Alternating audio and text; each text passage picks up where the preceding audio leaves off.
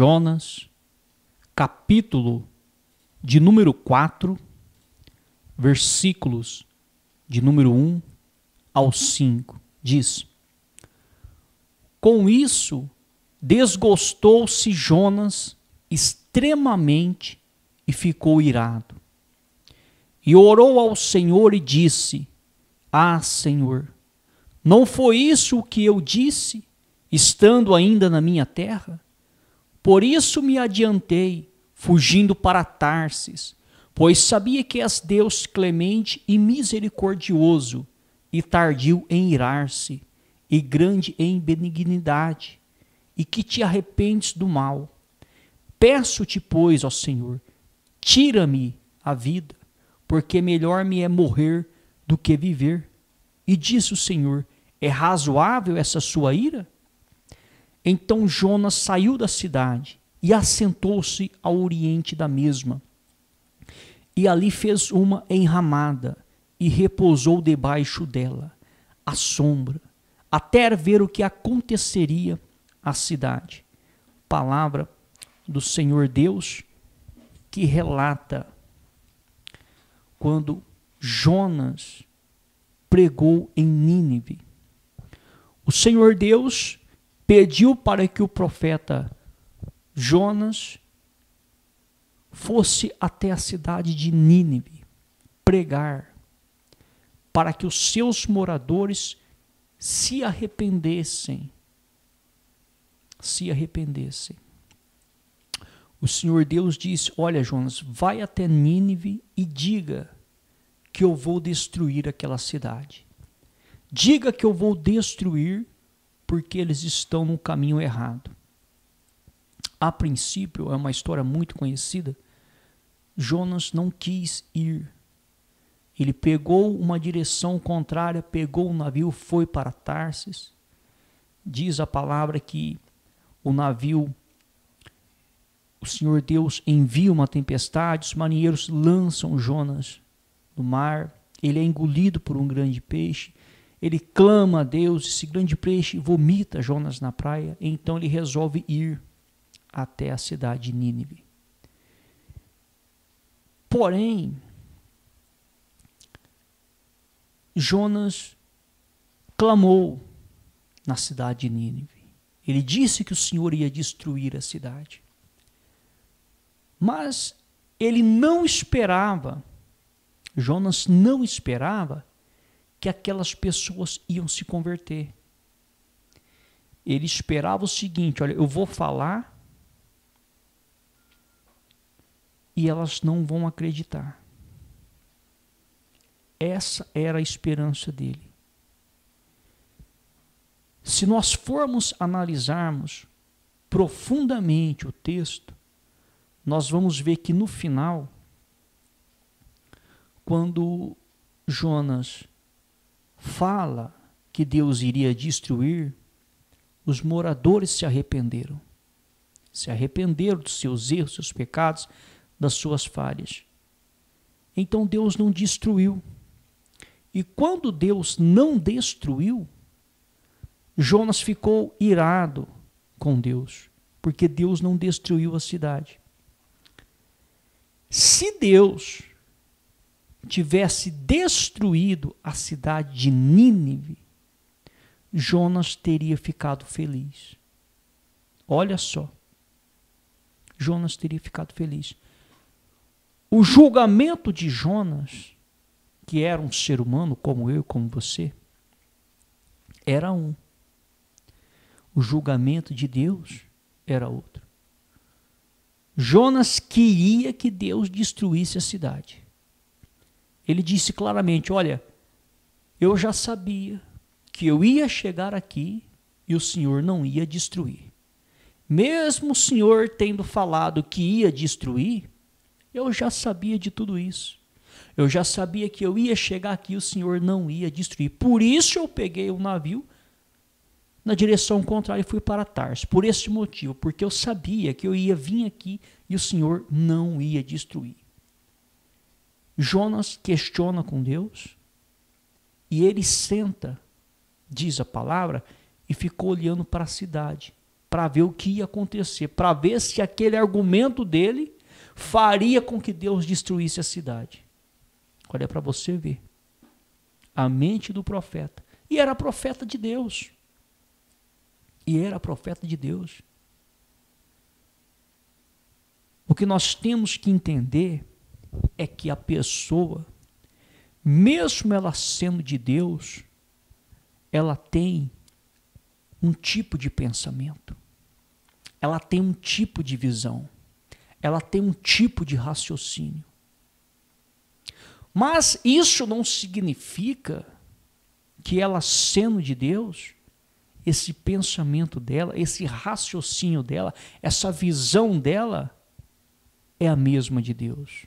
Não significa. Não é porque uma pessoa serve a Deus que todo o pensamento que ela tem, toda a ideia que ela tem, toda a visão que ela tem, não é de revelação, é visão do mundo, visão da vida. Não significa que aquilo realmente Deus concorda 100%. O ser humano não é perfeito. A criação de Deus caiu. Diz a palavra que caiu. A criação de Deus não é perfeita. E mesmo uma pessoa que serve a Deus nos dias atuais, ou que serviu no Antigo Testamento, você pode ver a visão delas, a visão que elas tinham de mundo, a visão que elas tinham, na grande maioria das vezes, quando Deus vinha para lidar, Deus mostrava que não era daquele jeito, não era daquela forma. Nós vemos Jonas, o profeta de Deus, homem de Deus. Ele queria que Deus fizesse o seguinte: olha, eu chego lá, eu vou avisar que o senhor vai destruir, o senhor já destrói em seguida. Ele queria isso. Ele queria que Deus fizesse isso. Mas a visão de Deus era outra. A visão de Deus era outra. Então, nós vemos claramente que nem sempre, a visão do homem de Deus está de acordo com a visão de Deus. Nem sempre. E nós temos outros casos também. Não é só o caso de Jonas, há outros casos também. Diz a palavra de Deus, livro de Lucas, capítulo de número 9, versículo de número 51 ao 56, diz: E aconteceu que, ao se completarem os dias em que devia ele ser assunto ao céu, manifestou-se no semblante a intrépida resolução de ir para Jerusalém, e enviou mensageiros que o antecedessem. Indo eles, entraram numa aldeia de samaritanos para lhe preparar pousada. Mas não o receberam, porque o aspecto dele era de quem decisivamente ia para Jerusalém. Vendo isto, os discípulos Tiago e João perguntaram: Senhor, queres que mandemos descer fogo do céu para os consumir? Jesus, porém, voltando-se, repreendeu e disse: Vós não sabeis de que espírito sois, pois o Filho do Homem não veio para destruir as almas dos homens, mas para salvá-las. E seguiram para outra aldeia. Então nós vemos, mais uma vez, a visão dos homens de Deus confrontada com a visão do próprio Deus. Tiago e João eram discípulos de Jesus, escolhidos a dedo, homens de Deus. Diz a palavra que eles foram pedir pousada numa aldeia de samaritanos. E eles não foram aceitos. Então Tiago e João já disseram o seguinte: olha, Jesus, eles se lembraram da passagem de Elias, quando Elias clamou a Deus e pediu para que Deus enviasse o fogo e consumisse uma legião de 50 soldados e o seu capitão. E pela segunda vez Elias fez isso, e só não fez a terceira, porque Deus disse: Elias, desce com esse capitão. Mas ali naquele dia 102 homens foram mortos, porque Elias clamou a Deus e Deus mandou fogo dos céus. Eles, conhecendo os textos sagrados, Tiago e João, disse o seguinte para Jesus: Jesus, olha, nós viemos aqui pedir pousada, para que eles nos deixem pousar aqui. Eles não estão querendo deixar a gente pousar essa noite aqui. Jesus quer que nós levantemos as mãos para os céus agora e pedimos para Deus mandar fogo e matar todos eles? Olha a visão dos discípulos de Jesus. Homens de Deus. Eles eram homens de Deus. E Tiago e João quem disse isso. Você vê que sempre era Pedro, Tiago e João. Esses três faziam parte do primeiro escalão de Jesus. Depois os demais, os outros 9. Não é que Jesus menosprezava os outros 9. Você pode ver que Jesus andava com os 12 discípulos. Porém, havia certas situações onde Jesus sempre levava Pedro, Tiago e João. Pedro, Tiago e João. Pode reparar. Algumas coisas que Jesus ia fazer, Jesus não levava os 12. Sempre escolhia Pedro, Tiago e João. Então, era como se os três, Pedro, Tiago e João, estivessem num nível mais do que os outros 9, vamos se dizer assim. Não é que Jesus faz acepção, mas nós vemos que Jesus sempre escolhia aqueles três. E se escolhia sempre aqueles três é porque tinha alguma coisa a mais. Jesus, sendo o líder, escolhia sempre eles. E nós vemos que aqui era Tiago e João. Ou seja, dos três, era os dois que estavam ali sempre com Jesus, sempre o tempo todo. E olha a visão deles. Olha a visão que eles tiveram. Eles já queriam pedir para Deus mandar fogo e matar todo mundo. Ah, mas os discípulos estavam perturbados. Não estavam perturbados, eram homens de Deus. Eram homens de Deus que expulsavam demônio junto com Jesus, que curavam as pessoas junto com Jesus. Os samaritanos não queriam eles ali, porque sabiam que eles iam para Jerusalém. Havia uma rixa entre os judeus e os samaritanos. Os samaritanos, na verdade, quando o povo de Israel, os judeus, foram levados cativos para a Babilônia, um grupo de judeus ficou para trás em Samaria. Porém, aquele grupo que ficou para trás em Samaria, que eram os mais pobres, que não foram levados cativos pelo rei Nabucodonosor, no cativeiro babilônico, que durou 70 anos na Babilônia, eles se misturaram com pessoas de outras nações, então já não eram mais judeus puros, que vinham da linhagem de Abraão. Por isso, os samaritanos não eram aceitos pelos judeus. E os samaritanos também não gostavam dos judeus, e os judeus não gostavam dos samaritanos. E os samaritanos não podiam ir até o templo, porque eles não eram aceitos.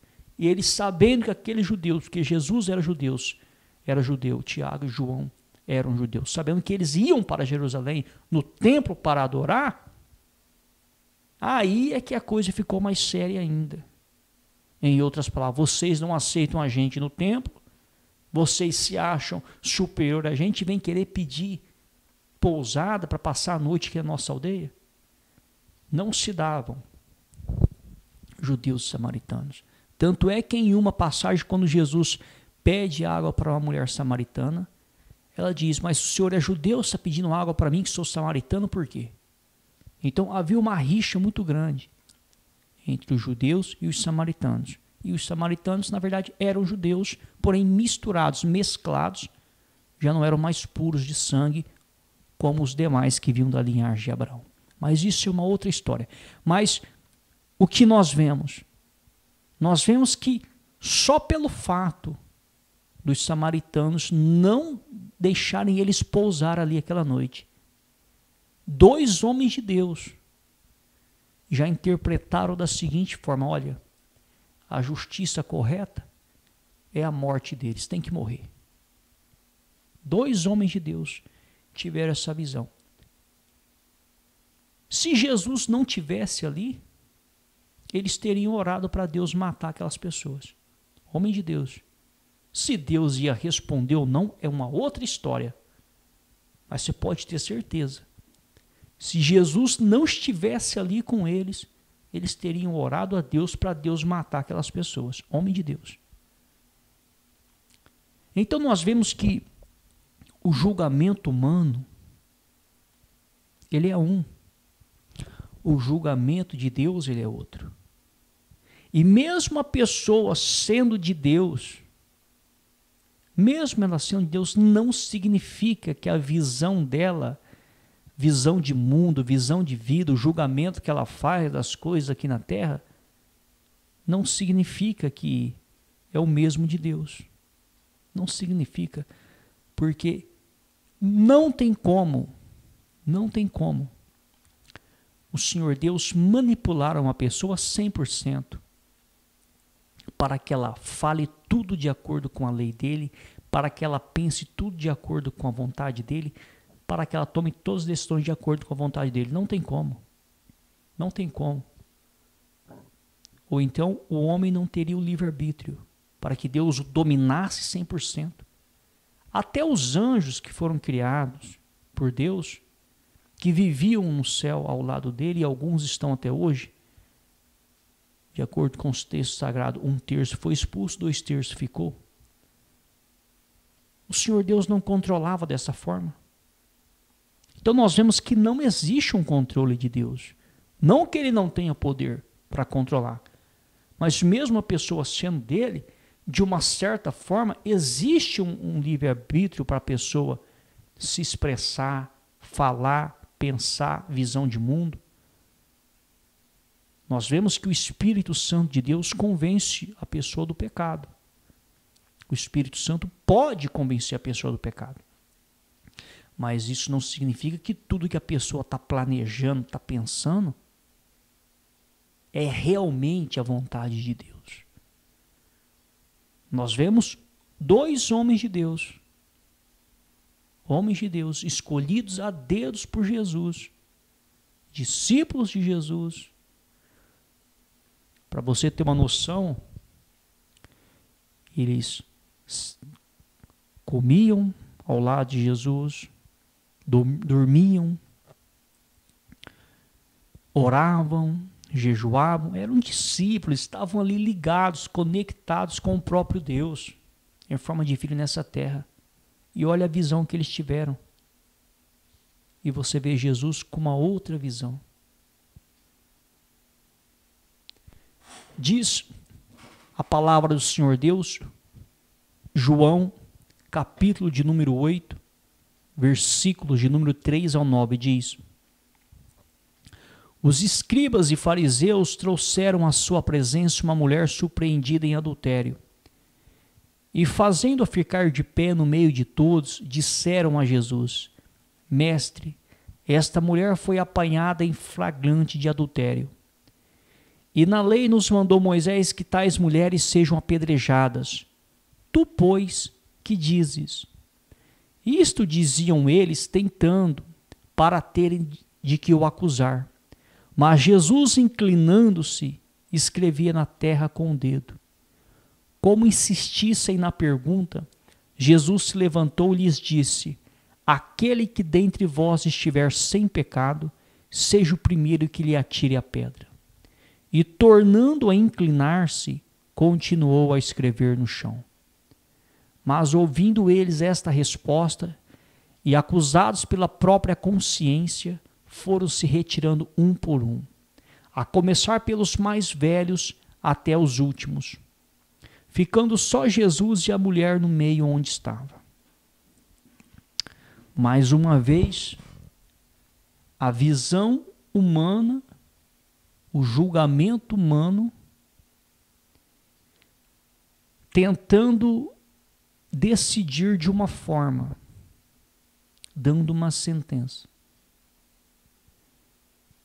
E mais uma vez, o Mestre Jesus orientando: olha, a sentença correta não é essa. Mais uma vez ele orientando.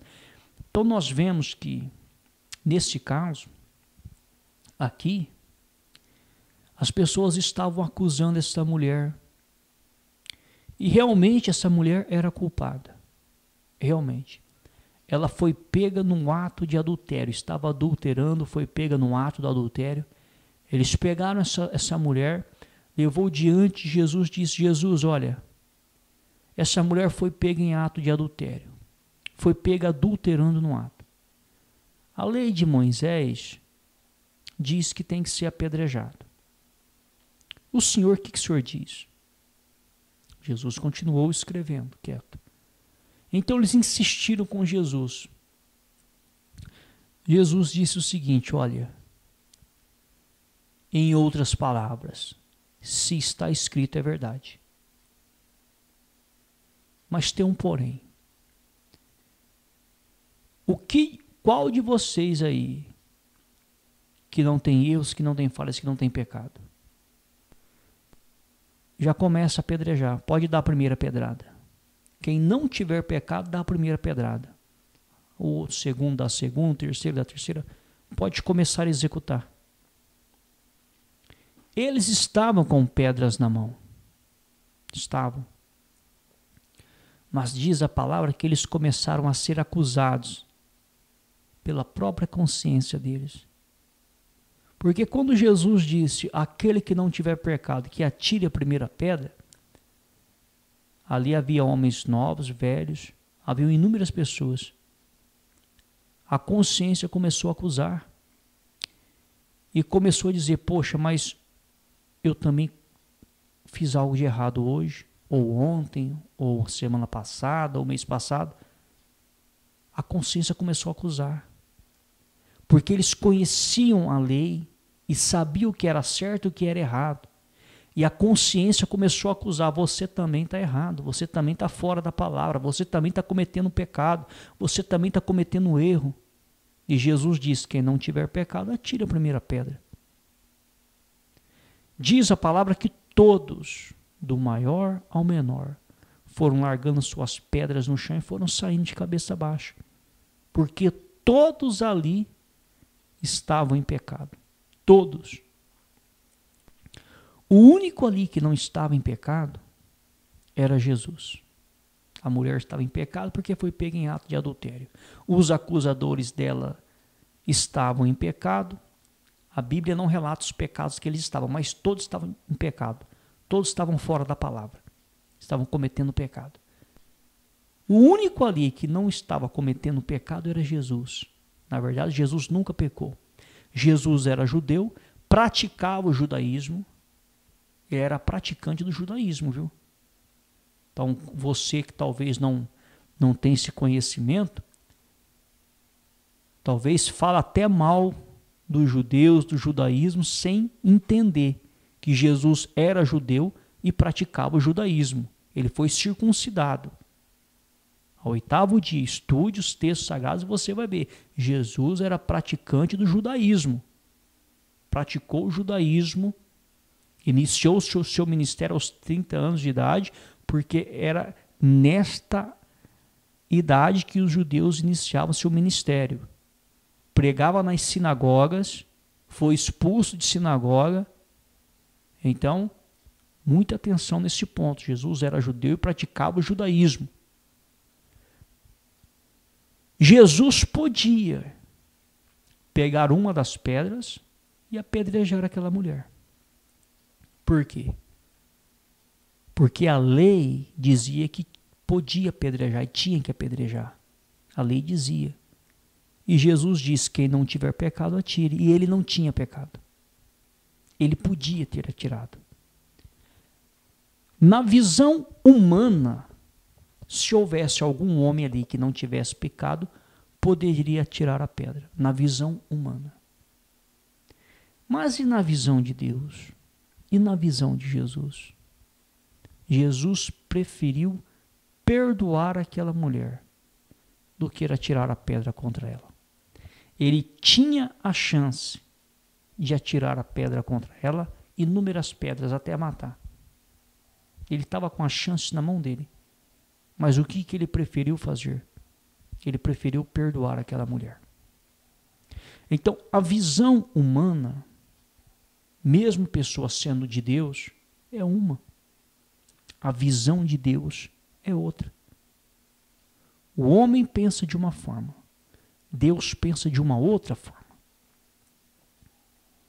Você pode pegar todos os homens de Deus, todos os homens de Deus que fizeram história, que realmente tinham aliança com Deus. Você vai ver inúmeras passagens onde havia um confronto entre a visão do homem de Deus e a visão de Deus. Você vai ver que não batia. Se você pegar Samuel era um grande profeta de Deus, um homem de Deus. Quando o Senhor Deus disse: Samuel, achei um homem segundo o meu coração. Esse Samuel, você tem que ungí-lo para que ele seja rei. Vai até a casa de Jessé, um de seus filhos é o escolhido. Samuel chega diante de Eliabe e diz: olha, certamente está aqui o escolhido, certamente está aqui o homem de Deus, porque olha, ele tem todas as características. Samuel era um homem de Deus. O Senhor Deus disse: Samuel, eu não vejo como vê o homem, eu vejo diferente. Esse aí está reprovado, esse não serve. Mas para Samuel, ele servia e era ele. Era o primogênito, era o mais forte, o mais belo, era guerreiro, lutava no exército de Israel, era soldado de Saul, tinha todas as características para ser um rei, para suceder Saul. Samuel, o homem de Deus, investiu todas as fichas, falou: é ele, encontrei o cara, está aqui, ó Deus, encontrei o que o Senhor mandou eu buscar e procurar. Deus disse: Samuel, eu não vejo como vê o homem. Nós vemos que Deus não vê como o homem vê, não pensa como o homem pensa, não julga como o homem julga, mesmo o homem sendo de Deus. Mesmo Samuel era homem de Deus, profeta de Deus. Então você vê que a coisa é bem complexa. É bem complexa. A pessoa dizer que ela conhece a Deus 100% é uma blasfêmia. A grande maioria dos homens de Deus, heróis da fé, inúmeras vezes, quando foi confrontado o pensamento deles com o pensamento de Deus, não batia. A visão deles com a visão de Deus não batia. Não batia. Inúmeros homens, inúmeros casos. Então, o julgamento humano é um. O julgamento divino de Deus é outro. E o que importa é a opinião de Deus, é a visão de Deus e o julgamento de Deus. A visão humana, opinião humana, julgamento humano, não importa. O que importa é o de Deus. E mais importa agradar a Deus do que agradar os homens. Esta é a palavra do Senhor Deus.